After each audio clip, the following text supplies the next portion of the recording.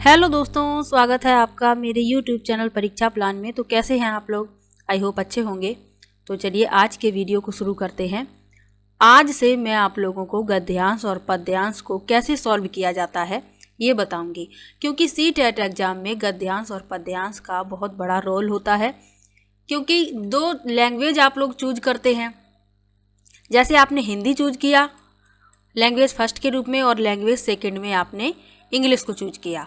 तो हिंदी में 15 नंबर का गद्यांश और पद्यांश से पूछा जाता है और इंग्लिश में भी 15 नंबर गद्यांश और पद्यांश से मिलते हैं। तो आप लोगों को ये अच्छे से तैयार कर लेना है, क्योंकि ये 30 नंबर तो आपको आसानी से प्राप्त हो सकते हैं। बस आपको तरीका सीख लेना है कि किस प्रकार से इन्हें सॉल्व करना है, तो यही बताएंगे। इसके अलावा मैं 10 से 15 गद्यांश और पद्यांश सॉल्व करवा दूंगी।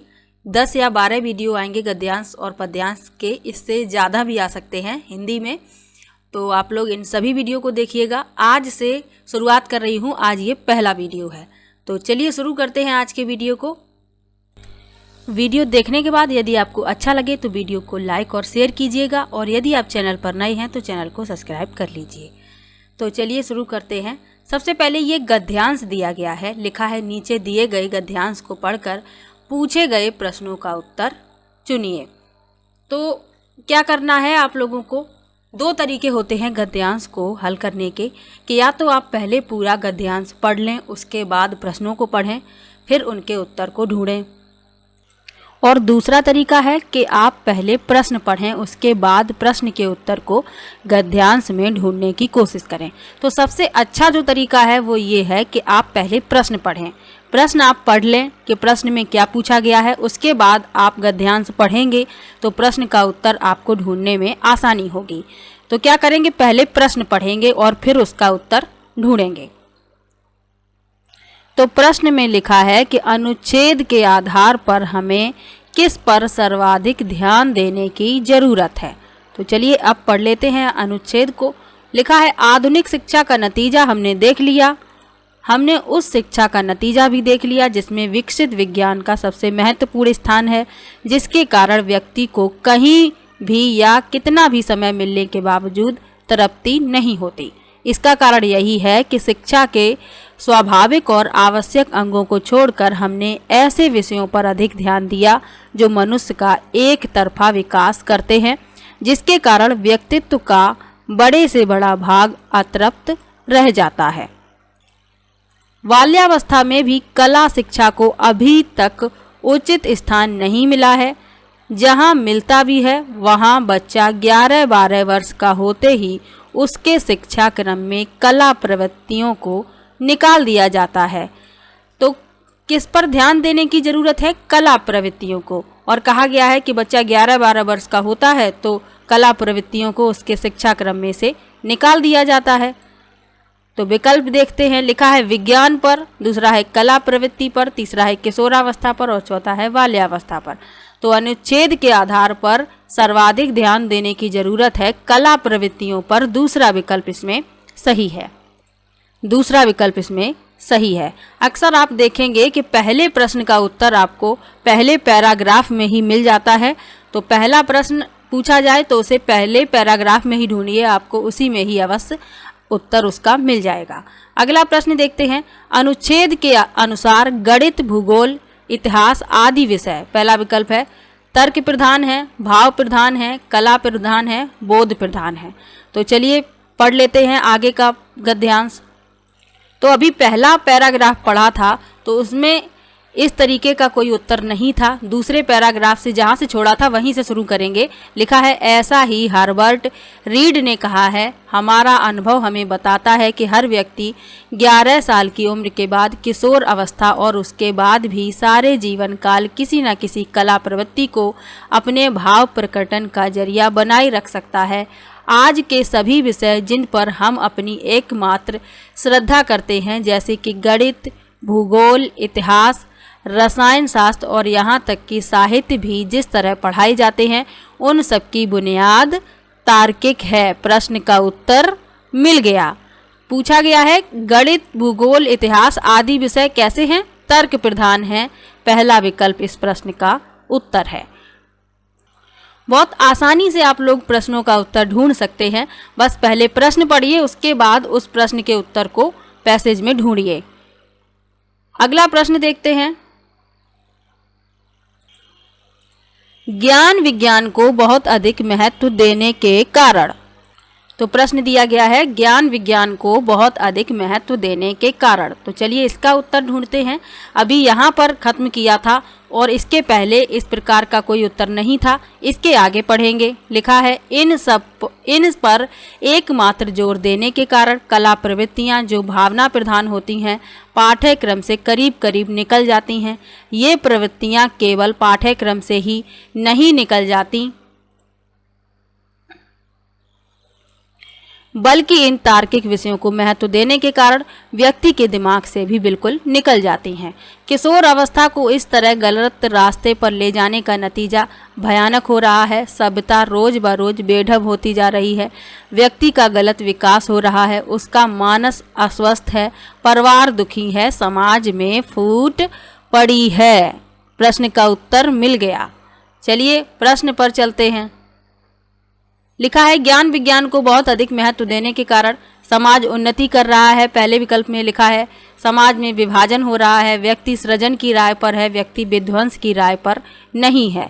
तो अभी जो उत्तर मिला उसमें लिखा था कि समाज में फूट पड़ी हुई है, यानी कि समाज में विभाजन हो रहा है। दूसरा विकल्प इस प्रश्न का उत्तर है। ऐसा नहीं है कि आपको वही लाइन छपी हुई मिल जाए, कुछ अर्थ भी समझने का प्रयास कीजिएगा कि अर्थ क्या बता रहा है और उसी हिसाब से उत्तर आपको टिक करना है। अगला प्रश्न देखते हैं। लिखा है किशोरावस्था तार्किकता की प्रधानता और भाव के अभाव में का रास्ता अपना रही है।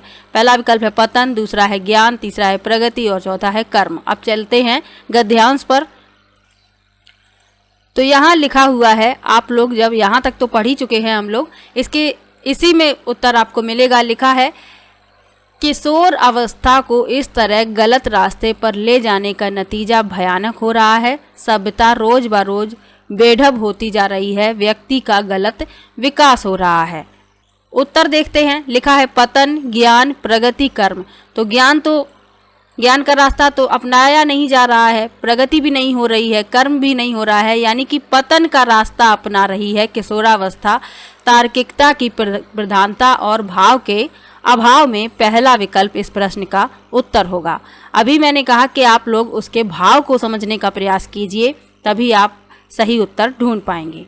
अगला प्रश्न लिखा है इनमें से कौन सा शब्द समूह से भिन्न है। पहला विकल्प है तार्किक, दूसरा है स्वाभाविक, तीसरा है साहित्यिक और चौथा है अभिव्यक्ति। अब ये व्याकरण का प्रश्न है, गद्यांश में पढ़ने की इसे आवश्यकता नहीं है, ना ही इसका उत्तर गद्यांश से मिलेगा। ये व्याकरण का प्रश्न है। तो पहला विकल्प आप देखेंगे, लिखा है तार्किक, यानी कि इसमें एक प्रत्यय है। स्वाभाविक, इसमें भी एक प्रत्यय है। साहित्यिक, इसमें भी एक प्रत्यय है। लेकिन अभिव्यक्ति में क्या है, अभी उपसर्ग लगा हुआ है और यही इस समूह से भिन्न है। चौथा विकल्प इस प्रश्न का उत्तर है। अगला प्रश्न दिया गया है आज की तालीम भी इसी दौड़ में साथ दे रही है। वाक्य में निपात है। तो सबसे पहले तो आपको निपात जानना आवश्यक है कि निपात क्या होता है।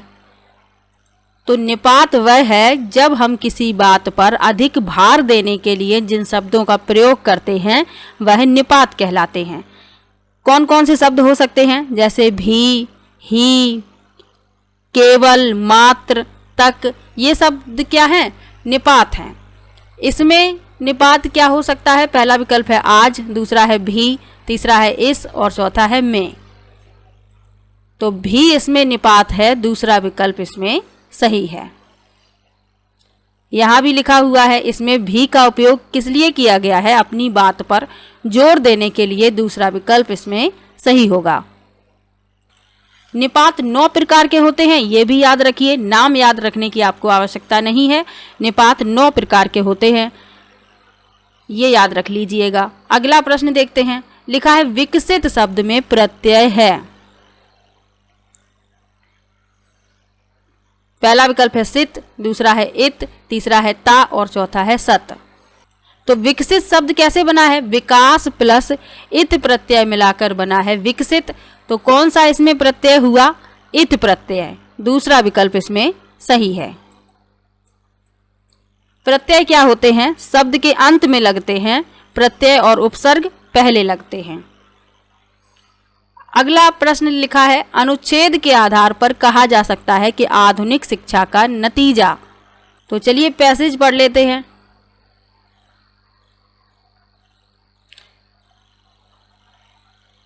तो पहली ही लाइन में लिखा हुआ है कि आधुनिक शिक्षा का नतीजा हमने देख लिया। हमने उस शिक्षा का नतीजा भी देख लिया जिसमें विकसित ज्ञान का सबसे महत्वपूर्ण स्थान है, जिसके कारण व्यक्ति को कहीं भी या कितना भी मिलने के बावजूद तृप्ति नहीं होती। यानी कि आधुनिक शिक्षा का जो नतीजा है, विकल्प के अनुसार देखते हैं, सुखद है, दूसरा है दुखद है, औसत है, पता नहीं। तो गद्यांश के भाव के अनुसार आधुनिक शिक्षा का जो नतीजा है वह दुखद है। दूसरा विकल्प इसमें सही है। अगला प्रश्न लिखा है और आखिरी प्रश्न है गद्यांश का। लिखा है, आधुनिक शिक्षा में किस विषय को सबसे अधिक महत्व दिया जाता है? पहला है कला को, दूसरा है भाषा को, तीसरा है विज्ञान को और चौथा है इतिहास को। चलिए पैसेज पर चलते हैं। तो आप लोग तीसरी लाइन में ही देख लेंगे, इसका उत्तर अभी पढ़ा भी था। लिखा है जिसमें विकसित विज्ञान का सबसे महत्वपूर्ण स्थान है। यानी कि प्रश्न का उत्तर क्या होगा? लिखा है किस विषय को सबसे अधिक महत्व दिया जा रहा है? विज्ञान को। तीसरा विकल्प इसमें सही है। तो आप लोग क्या कीजिएगा, जब भी गद्यांश आपको हल करना हो, प्रश्न को पहले पढ़िए, फिर उसका उत्तर ढूंढिए। आसानी से आप गद्यांश के प्रश्नों को हल कर लेंगे। अब चलते हैं पद्यांश पर, जिसे काव्यांश भी कहते हैं। तो ये है काव्यांश या पद्यांश। तो इसमें कविता होती है, तो इसको पढ़ भी सकते हैं पहले या बाद में भी पढ़ सकते हैं। तो चलो इसको पहले पढ़ लेते हैं। लिखा है, साकार दिव्य गौरव विराट, पौरुष के पुंजीभूत ज्वाल, मेरी जननी के हिम किरीट, मेरे भारत के दिव्य भाल, मेरे नगपति मेरे विशाल, युग युग अजय निर्बंध मुक्त, युग युग गर्वोन्नत नित महान, निसीम व्योम में तान रहे, युग से किस महिमा का वितान। कैसी अखंड यह चिर समाधि, यतिवर कैसा यह अमर ध्यान, तू महाशून्य में खोज रहा किस जटिल समस्या का निदान, उलझन का कैसा विषम जाल, मेरे नगपति मेरे विशाल। अब प्रश्न देख लेते हैं। यदि आप पहले पढ़ लेंगे तो आपको उत्तर पता ही नहीं चलेगा कि पैसेज में हमें ढूंढना क्या है, यानी पद्यांश में हमें ढूंढना क्या है। और यदि आप पहले प्रश्न पढ़ लेते हैं तो समझ में आ जाता है कि हमें क्या ढूंढना है, वहीं पर हम रुक जाते हैं और अपना उत्तर ढूंढ लेते हैं। तो चलिए प्रश्न पढ़ लेते हैं। लिखा है, हिम किरीट का आशय है। तो हिम किरीट शब्द का उपयोग यहाँ पर हुआ है, मेरी जननी के हिम किरीट। हिम माने क्या होता है?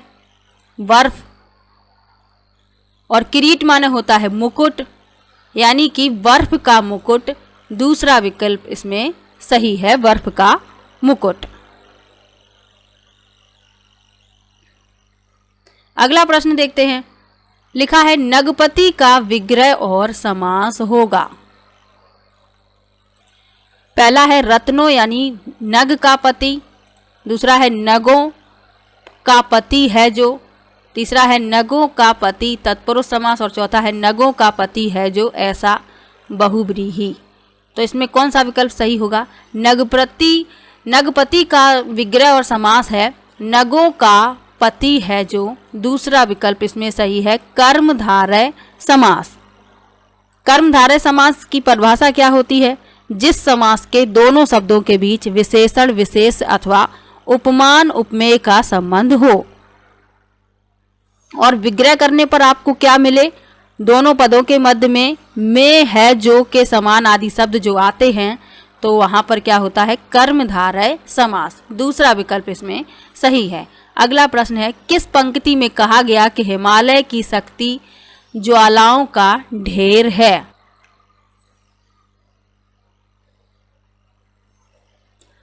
काव्यांश पढ़ने की आपको आवश्यकता नहीं है, क्योंकि यहाँ लाइनें बतानी है। किस लाइन में लिखा है कि हिमालय शक्ति की ज्वालाओं का ढेर है, और यहाँ लिखी ही हुई हैं। तो चलिए इन्हीं में से ढूंढते हैं अपना उत्तर। लिखा है युग युग अजय निर्बंध मुक्त। दूसरे विकल्प में लिखा है मेरे भारत के दिव्य भाल। तीसरे में लिखा है पौरुष के पूंजी भूत ज्वाल, और चौथे में लिखा है साकार दिव्य गौरव विराट। पूछा गया है कि हिमालय की शक्ति ज्वालाओं का ढेर है, किस पंक्ति में लिखा है? तो पौरुष के पूंजी भूत ज्वाल। तीसरे विकल्प में लिखा है कि हिमालय की शक्ति जो है ज्वालाओं का ढेर है। तीसरा विकल्प इसमें सही है। अगला प्रश्न, जिसे जीता ना जा सके उसके लिए कविता में कौन सा शब्द प्रयुक्त हुआ है? तो यदि वाक्यांश के लिए एक शब्द आपने पढ़े हैं तो इसका अर्थ ही होता है जिसे जीता ना जा सके। इसके लिए कौन सा शब्द प्रयुक्त होता है? अजय। और कविता में भी ये शब्द लिखा हुआ है, लिखा है युग युग अजय निर्बंध मुक्त। तो पहला विकल्प इसमें सही होगा। जिसे जीता ना जा सके उसे क्या कहते हैं? अजय।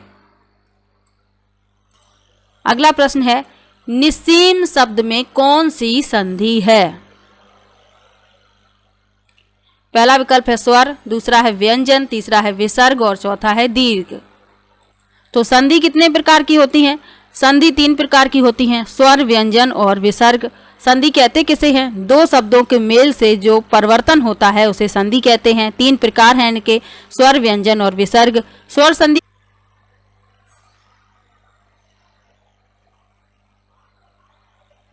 संधि की परिभाषा क्या है? जब स्वर के साथ स्वर का मेल होता है और उससे जो परिवर्तन होता है उसे कहते हैं स्वर संधि।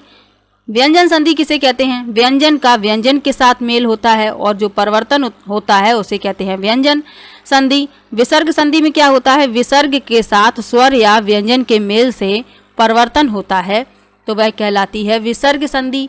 निस्सीम में कौन सी संधि है पूछी गई है? तो निस्सीम में विसर्ग संधि है। तीसरा विकल्प इसमें सही है। इसका संधि विग्रह क्या होगा? निह धन सीम, यानी इसमें विसर्गें आएंगी जब इसका संधि विच्छेद करेंगे इस तरीके से।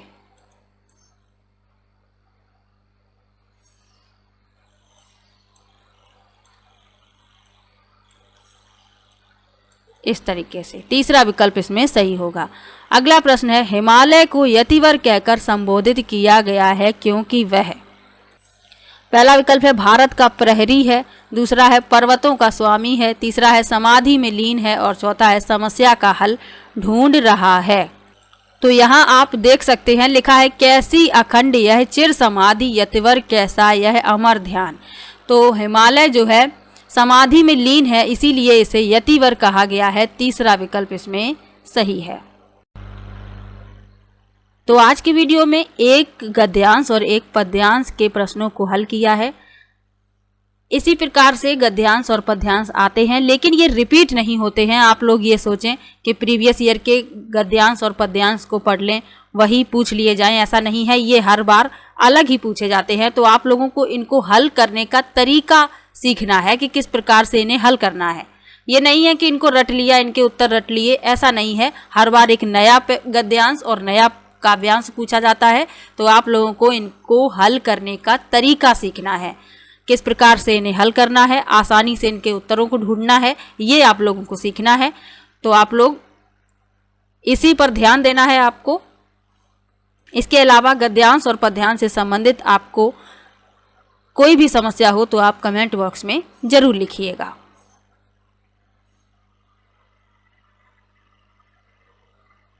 ये पहली वीडियो है, आप लोग अपना रिस्पांस अच्छा दीजिएगा। आपको डेली वीडियो मिलेगी। किस प्रकार से हल करना है मैंने आपको बताया है। पहले आपको प्रश्न पढ़ने हैं, उसके बाद गद्यांश पढ़ना है। पद्यांश में भी आप पहले प्रश्न पढ़ सकते हैं, उसके बाद पद्यांश में उसका उत्तर ढूंढिएगा। तो चलिए मिलते हैं नेक्स्ट वीडियो में। तो वीडियो कैसा लगा कमेंट बॉक्स में ज़रूर बताइएगा। वीडियो को लाइक कीजिए, शेयर कीजिए और चैनल को सब्सक्राइब कर लीजिए। मिलते हैं नेक्स्ट वीडियो में, तब तक के लिए बाय बाय।